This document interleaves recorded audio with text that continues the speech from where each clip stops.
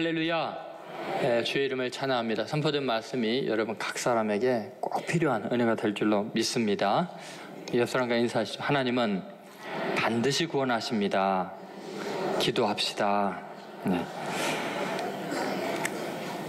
구원의 열정이라는 제목으로 말씀을 전하겠습니다. 다윗이 자기 인생을 돌이켜보니까 하나님이 위기 때마다 자기를 구체적으로 구원해 주시는 하나님의 그 열정을 고백하지 않을 수가 없었습니다. 그 하나님의 그 뜨거운 그 사랑을, 구원하시는 열심을 생각하니까 주님을 찬양하지 않을 수가 없었습니다. 그래서 이 모든 것을 원수들의 손에부터 구원하신 그 하나님을 기억하면서 마지막에 이 찬양으로 하나님께 영광을 돌리고 있습니다. 여러분, 우리 인생은요, 내가 원하든 원치 아니하든 나를 괴롭히는 원수들이 있습니다. 다윗의 인생 내내 그랬습니다. 골리앗이 문제가 아니었습니다. 자기가 그렇게 충성을 다했던 사울도 자기를 죽이려고 합니다. 그렇게 의지하고 힘이 되었던 요압도 자기를 배신합니다. 끝까지 용서하고 사랑했던 압살롬도 자기를 죽이려고 반란을 일으킵니다. 여러분, 우리 인생이라는 게 내가 잘한다고 대적이 없는 게 아닙니다. 아무리 착하게 살려고 해도 세상의 악이 나를 가만히 두지 않습니다. 그래서 우리는 하나님께 기도하지 않을 수가 없죠. 그런데 놀라운 사실은 다윗이 깨달은 것은 기도하지 않고는 살 길이 없는 그 현장에서 기도가 하나님께 상달되자마자 하나님이 무서운 폭풍처럼 신속하게 강력하게 원수를 제압하고 구원하시는 하나님의 능력을 경험했던 거죠. 자, 다윗이 하나님께 그 고난 중에 기도하는 내용이 지금 7절에 나와 있습니다. 7절 말씀 같이 읽겠습니다. 내가 환난 중에서 여호와께 아뢰며 나의 하나님께 아뢰었더니 그가 그의 성전에서 내 소리를 들으시며 나의 부르짖음이 그의 귀에 들렸도다. 구원의 기도에 하나님이 어떻게 반응하실까요? 얼마나 열정적으로 구원의 열정을 우리에게 베푸시는지 이제 8절, 9절, 10절에 나와 있습니다. 첫 번째, 원수에게 진노하시는 열정입니다. 한번 따라하세요. 진노하시는 열정. 하나님께 다윗이 기도했더니 그 기도가 상달이 되니까 하나님의 귀에 이르니까 하나님이 즉시로요, 어마어마한 힘과 권능으로 땅을 뒤집어 엎으시고 하늘의 기초를 흔들면서 다가오셔서 원수에게 진노를 쏟아 부으십니다. 여러분, 이 모습은 마치 그 7절에서 다윗이 기도를 끝내자마자 입을 열자마자 하나님이 질풍노도처럼 달려와서 원수를 제압하는 그런 느낌이죠. 마치 100m 달리기 선수들이 다 엎드렸다가 귀를 쫑긋하고 몸만 기다리겠어요? 땅 소리만 나기를 기다리죠. 왜요? 땅 소리 나면 뭐 거침없이 빨리 달려가기 위해서요. 마치 하나님이 지금 그런 느낌입니다. 우리의 기도가 예수님 이름을 기도합니다. 아멘 소리가 떨어지기를 아주 기다리고 있다가 바로 달려나가셔서 원수를 제거하는 모습이죠. 다윗은 하나님이라는 영적 실제가 지금 물리적인 세계 속에 뚫고 들어오는 이 파열음을 이렇게 묘사한 것입니다. 이 8절에 있는 모습이죠. 8절 한번 같이 읽어보겠습니다. 이에 땅이 진동하고 떨며 하늘의 기초가 요동하고 흔들렸으니 그의 진노로 말미암이로다. 하나님이 원수를 향해서 다윗의 원수를 진노하면서 하나님이 어떻게 해요? 다가오시니까 땅이 진동하고 떨고요, 하늘의 기초가 요동하고 흔들렸다. 여러분, 다윗은 자기를 구원하시려고 하나님이 얼마나 미리 지금 준비하고 기다리고 계셨는가. 하나님이 아주 초조하게 다윗이 요청하기를 간절히 기다리셨다는 걸 알 수 있습니다. 근데 기도가 떨어지자마자 어마어마하게 급하게 다가오시니까 지금 뭐 천지가 진동을 하는 것입니다.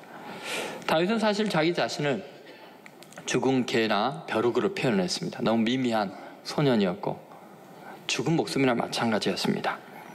그런데 하나님은 그 죽은 개와 같은 다윗을 구원하시려고 우주를 가르시고 달려오시는 그 격한 모습을 보여주고 있습니다. 모든 영적인 영향력들을 다 밀쳐내버리시고 하나님은 우리를 향해서 구원하시러 달려오니까요, 하늘도 땅도 감당을 할 수가 없어서 다 뒤흔들려 버리는 거죠.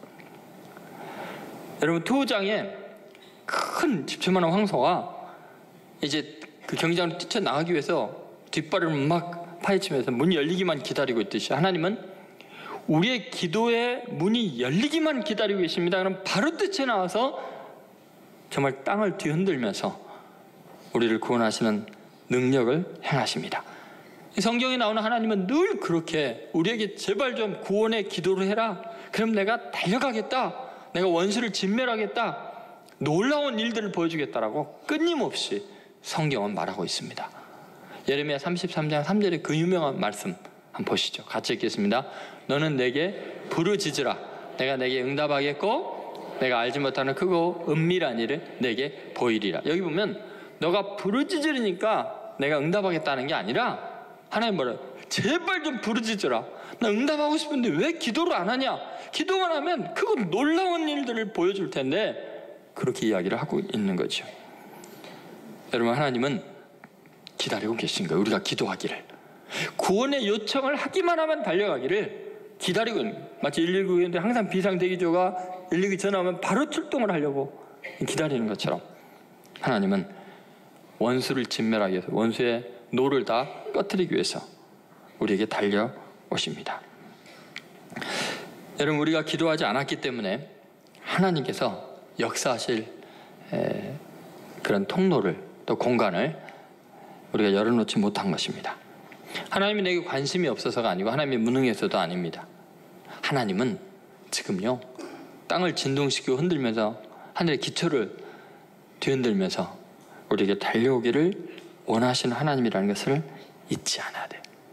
환난 날에 내게 부르짖으라. 내가 너를 건지리니 너가 나를 영화롭게 하리로다. 여러분, 믿습니까? 하나님 이것도 보면은 환난 날에 너가 부르짖으니까 내가 가겠다는 게 아니라, 제발 좀 나를 불러다오. 내가 달려갈게. 원수를 진멸할게. 내가 너를 건지고 너가 나를 영화롭게 하게 만들겠다. 여러분, 믿습니까? 이 하나님이십니다. 여러분, 나중에 보면요, 하나님은 우리가 미련해서 신앙이 깊지 않아서 기도하지 않았는데도 그때는 다급하니까 그냥 달려오십니다. 원수를 제압해 버리십니다. 예를 들어 아브라함이 처음에 하나님을 믿게 되었을 때 갈대아 우리에서 하나님이 지시한 땅으로 가게 되는데, 거기에 기근이 있어서 굶어 죽게 되니까 양식이 많은 이집트로 피난을 가죠. 사람들에게 죽임을 당할까 봐 자기 아내를 누이라고 속이고 바로 왕에게 팔아 넘겼습니다.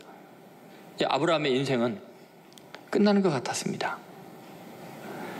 하나님은 아브라함과 사라를 통해서 인류를 구원한 메시아를 그 후손들 중에 태어나게 할 예정이었는데, 하나님의 계획에 큰 차질이 생기게 됩니다.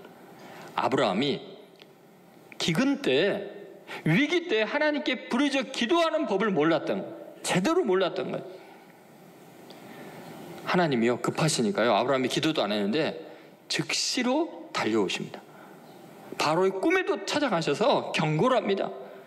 바로의 모든 왕궁에 있는 태를 다 닫아버립니다. 완전히 진노하셔가지고 저주를 퍼부어댔습니다. 바로가 너무 겁이 나갖고, 하나님, 나는 깨끗한 마음으로 그랬는데요. 아니다. 사라는 아브라함의 아내다. 아브라함은 내 선지자다. 아브라함이 너에게 기도하지 않으면 너희 태는 영영이 다칠 거다.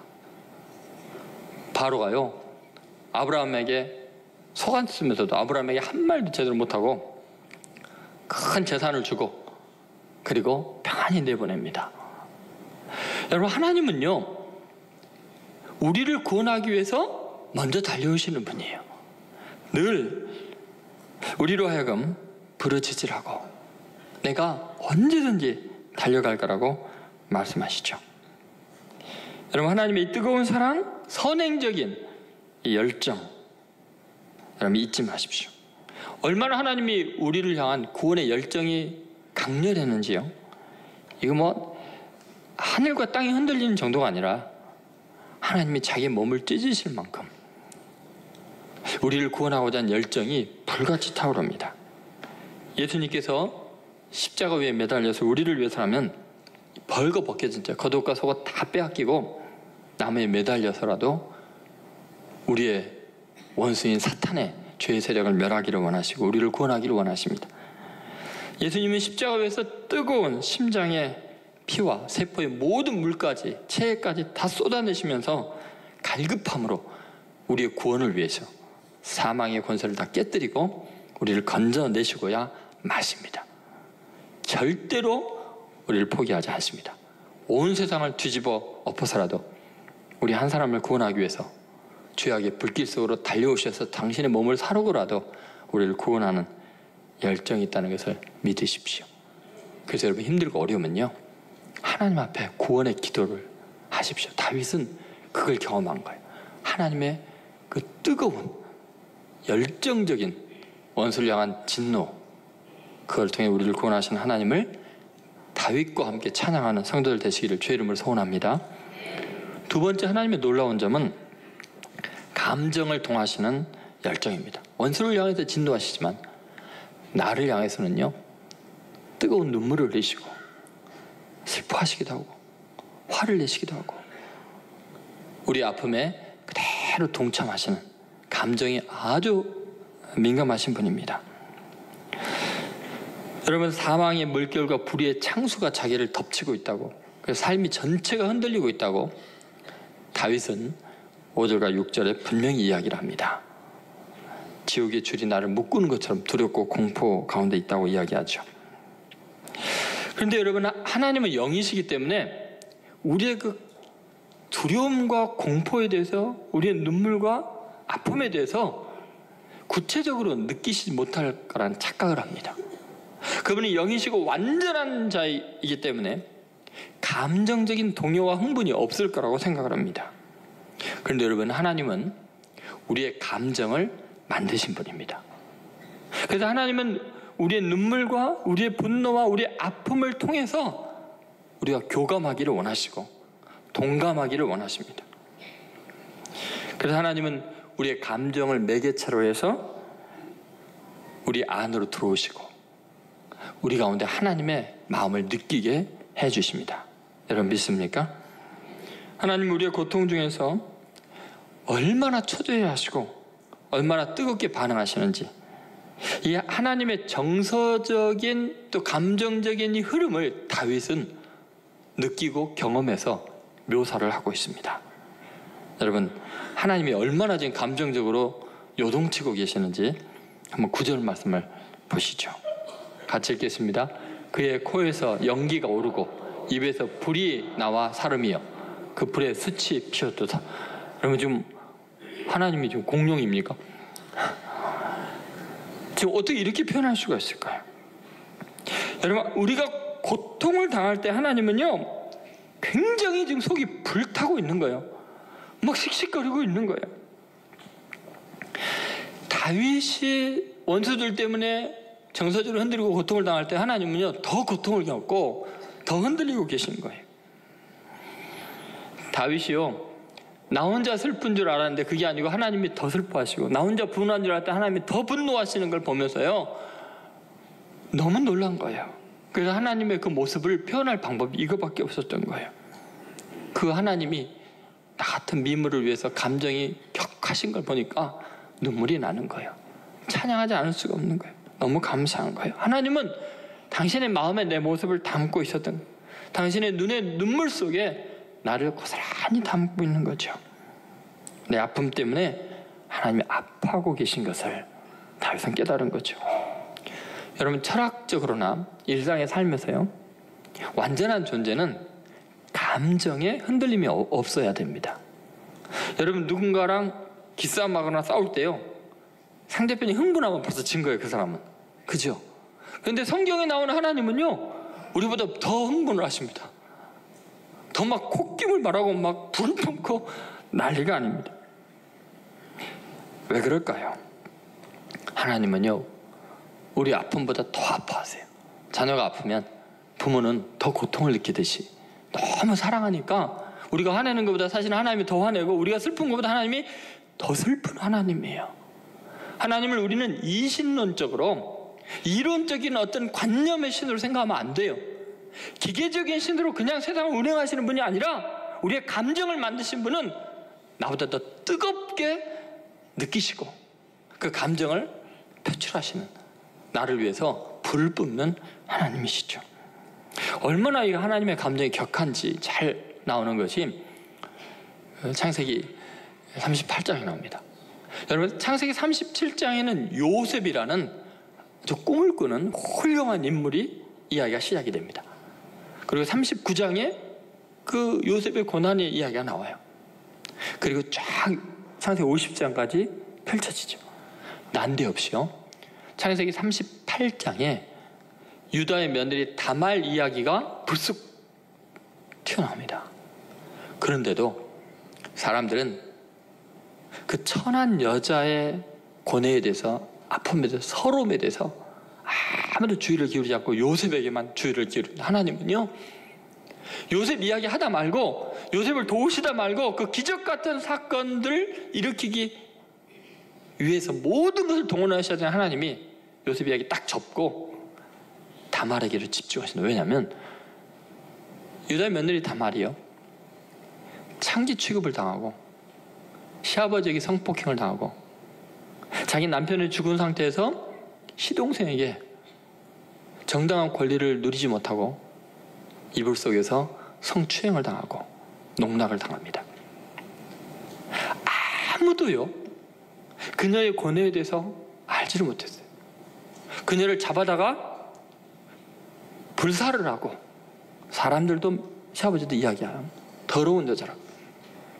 그런데 하나님이요, 그녀의 억울함을 다 보고 계셨어요. 그녀가 이불 속에서 당하는 것 다 보고 계셨어요. 너무 하나님이 분하셔가지고 유다의 아들을 차례로 죽이십니다. 한 여인의 서러움을 아무도 모릅니다. 누구에게 하소연할 수도 없습니다. 그런데 하나님이요, 못 견뎌 하시는 거예요. 어떻게 내 사랑하는 자녀를, 딸을 니들이 이렇게 대하느냐. 약속의 자녀 유다의 아들들을 죽이시면서까지 분노를 발하셔요. 여러분, 미투가 처음 시작된 게 하나님이었습니다. 여러분, 땅이 진동하고 떨며 하늘의 기초가 요동하고 흔들리는 이유는요, 하나님의 그 감정이 얼마나 격한가를 보여주고 있는 거죠. 여러분, 모든 걸 초월하신 영적인 그 하나님이 우리의 내면의 아픔과 개인적인 고통에 대해서 마음을 움직이고 있다는 거예요. 아무도 몰라도 여러분의 눈물과 고통과 아픔은요, 하나님께 다 상달이 됩니다. 하나님이 우리보다 더 뜨겁게 지금 분노하고 고통을 겪고 계세요.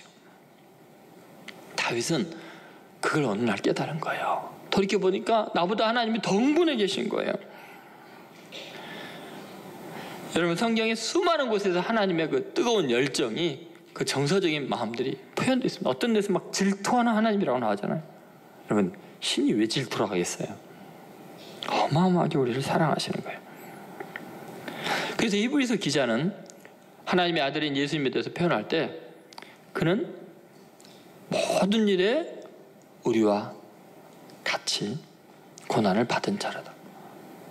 그래서 우리의 모든 형편을 다 체휼하신, 몸으로 다 경험하신 분이시다.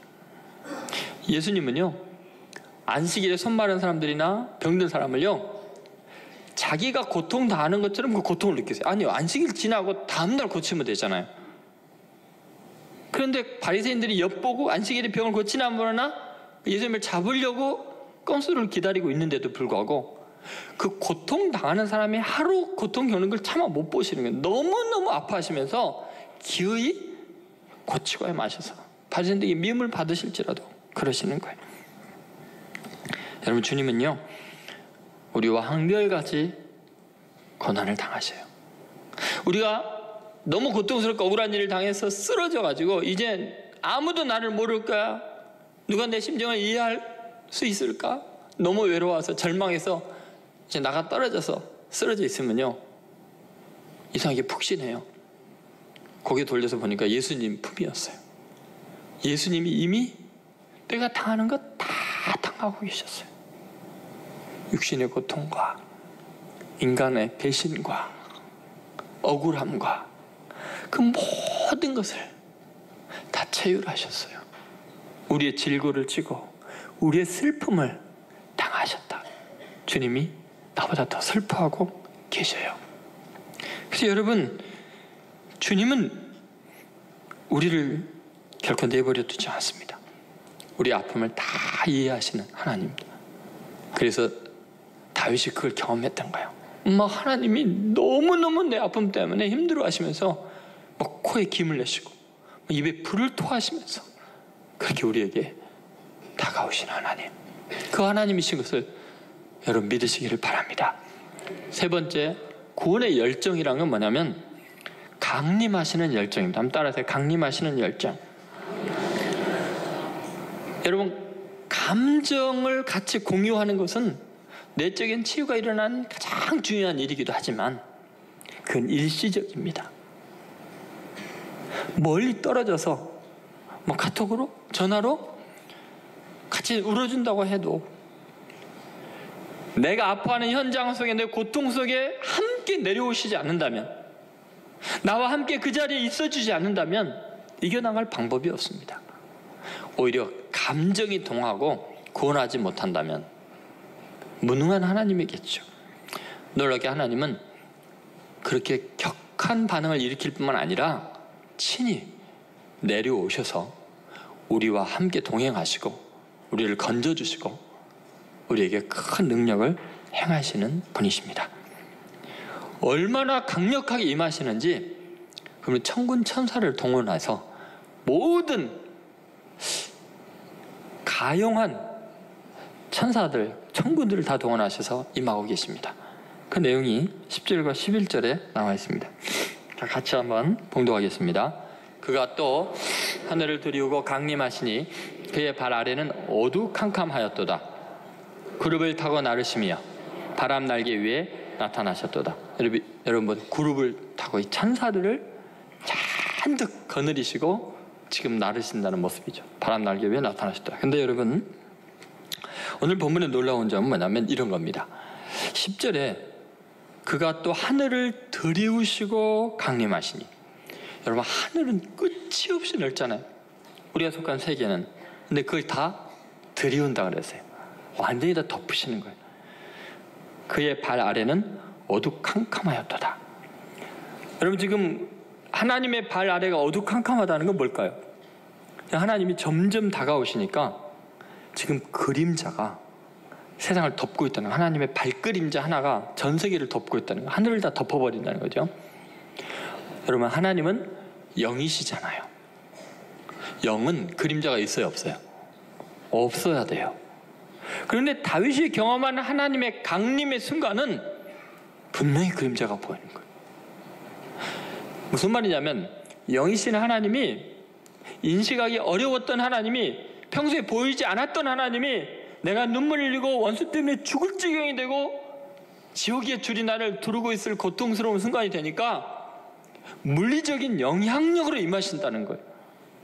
내가 느낄 수 있고 나를 구원하시는 크신 능력을 경험할 수 있게 놀랍게 임하시는 거예요. 하나님의 실체가 보이는 거예요. 여러분, 그림자가 보인다는 것은 실체가 뚜렷이 보인다는 거예요. 그죠? 그림자 없으면 실체가 드러나지가 않거든요. 입체적으로 느껴진다는 거예요. 하나님이 고난 속에서 제대로 보이기 시작하는 거예요. 하나님은 그렇게 구체적으로, 평소에는 잘 느껴지지 않았던 하나님이 지금 고난의 순간에 그 하나님의 마음이, 그 모습이, 그 능력이, 구원하시는 열정이 너무 또렷하게 다가오는 거예요. 여러분, 기도는 하나님의 역사가 달리는 철로와 같습니다. 여러분, 우리가 구원의 기도를 올리면 막연했던 하나님이 기차가 전속력으로 달려오듯이 우리에게 큰 힘과 권능으로 느껴지는 거죠. 하나님은 우리의 고난을 아시고 그 친히 그 현장에 내려오셔서 그 그림자로 들이우시는 거예요. 이것은 신적 하강이죠. 여러분, 하나님은 절대로 위에만 계시는 분이 아니에요. 내 기도를 듣기만 하시는 분이 아니에요. 하나님은 친히 내 삶에 내가 느낄 수 있도록 역사하시는 살아계신 하나님인 줄로 믿습니다. 여러분, 우리들이 오늘 이 자리에서 당하는 고난 때문에 기도를 요청할 수밖에 없습니다. 그러나 하나님께서 응답하시는 시점은 오늘 이 시간 정도가 아니라요, 내 삶의 전 영역을 들이우고 계시는 거예요. 내가 속한 세계 모든 공간 다 하나님의 그림자 아래에 있는 거예요. 심판의 발그림자 아래에 있는 거예요. 하나님의 지배력이 얼마나 강력한지 10절이 그렇게 묘사를 한 거예요. 하늘을 들이우고 그 발그림자의 세상이 덮이고 하늘이 덮인다는 거예요. 여러분, 우리는 내가 속한 지금 이 자리에 이 사건만이 다라고 생각하는데, 하나님이 강림할 때는요, 내 과거까지 다 덮으십니다. 그 과거까지 주관하십니다. 그리고 오늘의 사건을 의미 있게 만드시고 미래까지 다 들이우셔서 내가 속한 하늘 아래의 모든 행위들과 사건들을 섭리하셔서 나를 완벽하게 구원하시고 위대하게 하시는 하나님이십니다. 다윗이 자기의 과거를 보니까 하나님의 그 강림하심을 보니까 오늘 문제만 해결하는 게 아니었어요. 과거의 내 아픔의 의미를 밝혀주시고 그 섭리를 통해서 오늘 나를 구원하시는 그 크신 하나님의 날개를 경험하게 되는 거죠. 그래서 늘 그런 이야기를 합니다. 하나님은 내 전후를 두루신다. 그래서 공감적인 의미일 뿐 아니라, 와, 하나님이 나를 구원할 때 보니까 그분이 강림하시기 시작하면요, 내 과거에 풀리지 않았던 문제가 다 풀리는 거예요. 그 과거의 절망과 억울함이 오늘의 영광으로 바뀌어 있는 것을 알게 되는 거예요. 그러니까 내 인생 전체를 덮고 계시는, 내가 하늘 아래에서 살아왔던 모든 삶의 자취까지 완전하게 회복시켜 주시는 하나님을 경험하는 거죠. 여러분, 성경에 나오는 사람들의 인생을 보면 하나님이 강림할 때, 구원의 역사를 이룰 때는요, 정말 그렇습니다. 요셉 생각해 보세요. 억울한 순간순간이 다 흘러갑니다. 아무도 구원하지 못하고 뇌로 팔리고 죄수가 되고 그러는데, 하나님이 이제 강림하시기 시작할 때 어떤 일이 일어나요? 그 모든 인생 전체가 하나의 드라마가 되죠. 하나님의 구원의 역사가 되죠. 어느 한순간도 하나님의 날개끈을 아래, 그분의 그림자 아래, 그분의 지배 아래 없었던 것이 없는 것을 알게 돼요. 다니엘, 포로로 끌려간 소년이었어요. 근데 그의 전 인생을 하나님은 완전하게 다스려 주세요. 페르시아의 왕들, 바벨론의 왕들 다 감동시켜서 하나님은 이스라엘 백성들을 다시 돌이키게 해주시죠. 에스더를 읽어보면 기가 막히죠. 아무리 하만이 잔인하게 못된 꾀를 그어도 하나님은 그 모든 것을 완벽하게 섭리하셔서 하나도 헛되지 않게 하시죠. 여러분, 우리가 하늘 아래 살고 있다면 하늘을 들이우신 그 하나님이 우리에게 강림하셔서 모든 걸 주관하시고 완전하게 구원하시는, 우리와 함께 하시는 하나님인 것을 믿으셔야 합니다. 과거 지나간 것 아니에요. 하나님에게는 현재 미래 까마득한 게 아니에요. 하나님은 그 모든 것을 움직여서 섭리하셔서 역사하셔서 우리를 구원하십니다. 다윗이 그걸 깨닫고 나니까 하나님을 찬양하지 않을 수가 없는 거예요. 우리 교회 표 중에 마지막이 뭐예요? 사건을 섭리처럼. 우리에게는 하나님의 그 역사하시고 요리하시는 걸 보니까 과거 현재 여기저기 있는 원수들의 못된 짓까지 다 배합을 해서 최고의 요리를 만드시니, 그건요 맛보려면 정신이 없어요. 그러니까 다윗이 인생을 돌이켜보니까 하나님이 나를 위해 그동안 베풀어 했던 모든 그 성대한 잔치를 생각하니까요, 내 잔이 넘치나야 돼. 그래서 시편 23편에 보면은 원수의 목전에서 내게 상을 차려주시고, 원수가 못된 짓 다 했는데 그게 다 내 상이에요. 기름을 내 머리에 부으셨으니 내 잔이 넘치나이다. 여러분 믿습니까? 그러니 찬양을 안 할 수가 없는 거죠. 더 놀라운 것은 이 10절에 있는 그의 발 아래는 어두캄캄하다. 하나님의 표현 한번 생각해 보세요. 내 삶의 현실이 그렇게 기도했는데도 캄캄해요? 암담해요? 길이 안 열리는 것 같아요? 하나님이 안 계셔서, 하나님이 너무 멀리 계셔서 내게 무관심해서 나는 이렇게 인생이 캄캄하고 절망적으로 생각했는데 그게 아니었다는 거예요. 다윗이요, 사랑에 쫓겨다니고 두려움과 공포 속에서 지내는 그 순간순간이 하나님이 멀리 떠나 있기 때문에 그런 일을 당한 게 아니라 오히려 반대로 하나님이 강림하셔서 하나님의 발 그림자가 어둡게 했다는 것을 알게 돼요. 내 삶에 이해가 안 되는 고난과 그 아픔들, 어두움은 하나님이 지금 내려와 계시고 나와 함께 하시고 임재하신다는 증거라는 거예요. 여러분, 우리가 꼭 잊지 말아야 될 게 있어요. 하나님은 우리를 구원하시는데 정말 완벽하게 우리 어둠을 통해서 하나님의 임재를 더 명료하게 나타내십니다. 여러분, 세계에서 가장 유명한 도너츠가 여러분 뭐예요? 던킨 도너츠죠. 근데 그 창업자는요, 전혀 교육을 받지 못한 사람입니다. 빌 로젠버그라는 사람이에요. 그가 72세 생일 때 전 세계적인 기업을 이루었을 때 기자들이 도대체 성공 비결이 뭡니까? 라고 물어봤어요. 왜냐하면 성공할 수 있는 건덕지가 없는 거예요. 배운 것이 없고 미천이 없는 사람이었어요. 그가 이렇게 대답했어요. 나는 몹시 어둡고 무서웠던 어린 시절을 보냈습니다. 그리고 교육도 제대로 받지 못했습니다. 이게 뭐예요? 미래가 없다는 거죠. 과거도 어두웠다는 거죠. 캄캄하죠. 그런데 그가 이렇게 고백합니다. 하지만 하나님께서는 나의 동행자가 되셔서 늘 함께 짐을 져주셨고 밝은 길로 인도해 주셨습니다. 로젠버그가 경험한 하나님은 뭐냐면 가장 어두운 시절에 하나님이 나와 함께 하셨다는 거예요. 여러분, 다윗을 통해서 하나님이 우리에게 좀 고백한 게 뭐냐면 하나님이 나를 구원하고 강림하시는 순간이 내 인생의 가장 어두운 순간이라는 거예요. 왜 어두운가 했더니 하나님의 발그림자였다는 거예요. 여러분, 다윗이 시편 23편에서 하나님을 나의 선한 목자라고 하죠. 영원한 나의 목자시니 부족함이 없다고. 근데 여러분 보세요. 푸른 초장으로 잔잔한 물가로 어떻게 하세요? 나를 인도하셔요. 여러분, 인도한다는 건 뭐예요? 앞서 가고 계신다는 거예요. 그죠? 푸른 초장과 잔잔한 물가에서는요, 밝아요. 밝은 곳으로 인도하셔요. 그런데 무슨 일이 있어요? 우리 인생은 푸른 초장과 잔잔한 물가만 있습니까? 뭐가 있어요? 사망의 음침한 골짜기는 뭐예요? 음침한 골짜기는 뭐예요? 캄캄하고 어두운 골짜기예요. 그때 주님은 어떻게 하세요? 사망의 음침한 골짜기를 살자 해를 두려워하지 않는 것은 뭐예요? 주께서 나와 함께 하는 거예요.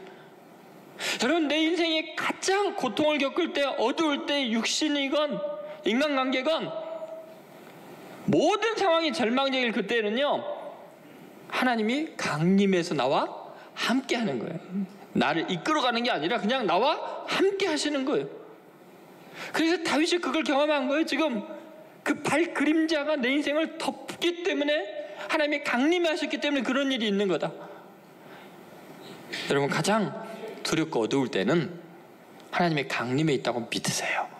이 어두움은 하나님의 임재의 표징이라고 믿으셔야 돼요. 정말 그럴까요? 정말 그래요. 출애굽기 3장 7절 8절에 보면은 이스라엘 백성이 가장 어두운 시대예요. 애굽에 노예살이 하면서 남자가 태어나면 다 죽임을 당할 만한 참혹한 상황이에요. 그때 하나님이요, 어떻게 역사하시는가 이렇게 고백하고 있죠. 같이 읽습니다. 여호와께서 이르시되 내가 애굽에 있는 내 백성의 고통을 분명히 보고 그들의 감독자로 말미암아 부르짖음을 듣고 그 근심을 알고 내가 내려가서 그들을 애굽인의 손에서 건져내고 그들을 그 땅에서 인도하여 낸다고 그랬습니다. 여러분 보세요. 지금 하나님의 독특한 행동이 뭐냐면 그들이 가장 어려울 때는 어떻게 해요? 그냥 그들의 부르짖음을 듣고 보고 알고 어떻게 하세요? 멀리 계시는 게 아니라 내려오셔요. 하나님이 내려오니까 그 하나님의 발 그림자가 애굽 전역을 덮으니까 바로 왕이 더 포악해져 가지고 더 노역을 가혹하게 하죠. 하나님의 10가지 재앙이 내리니까 더 생활이 어려워지죠. 여러분, 하나님이 강림한 순간에는 더 어두울 수 있어요. 왜냐하면 하나님이 지금 구원하시려고 나와 함께 하시는 순간에는, 더 구체적인 역사를 행할 때는 더 고통스러울 수 있어요.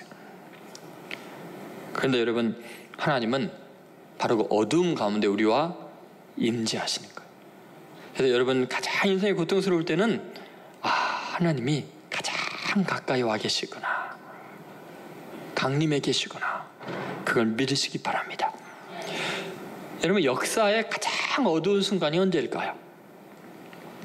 시공을 초월한 전능자가 이 지구상에 내려오실 때였어요. 영적인 그분이 육신을 입고 이 땅에 오실 때는요, 그분의 임재가 세상을 가장 어둡게 만듭니다. 헤롯 왕은 2살 아래 모든 아이를 다 죽이라고 할 정도였어요. 그 거룩하신 하나님이 올 때 인간은 가장 악해져 있었고, 그 하나님을 십자가에 못 박아 죽일 만큼 잔인해져 있었고요. 자기 백성들도 영접하지 않았고 십자가에 못 박아 소리를 질렀고요. 그런데 여러분, 가장 어두운 그때야말로 하나님이 우리와 함께 육신을 입고 계셨어요. 여러분, 가장 어두운 그때 하나님이 우리와 함께, 우리와 같아지셨다는 사실을 잊지 마세요. 하늘에서 영적인 존재가 이 땅에 육체를 입고 우리와 함께 있기 위해서 임마누엘로 오신 거죠. 기독교의 복음은 살아계신 하나님, 우리를 위해 친히 역사하신, 우리와 함께 하시는 하나님을 보여줍니다.